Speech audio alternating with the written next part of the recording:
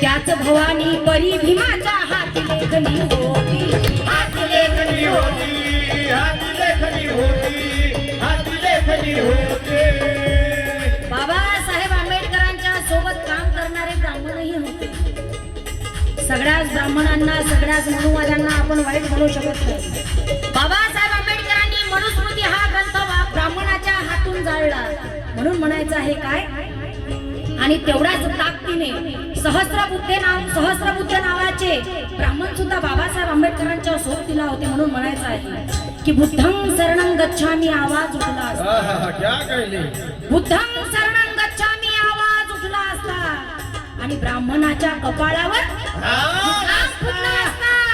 जर का माझा भीमराव 10 वर्ष अजून जगला असता तर ब्राह्मणाने सुद्धा निळा टिळा लावून बौद्ध धम्म स्वीकारला असता, बौद्ध धम्म स्वीकारला असता.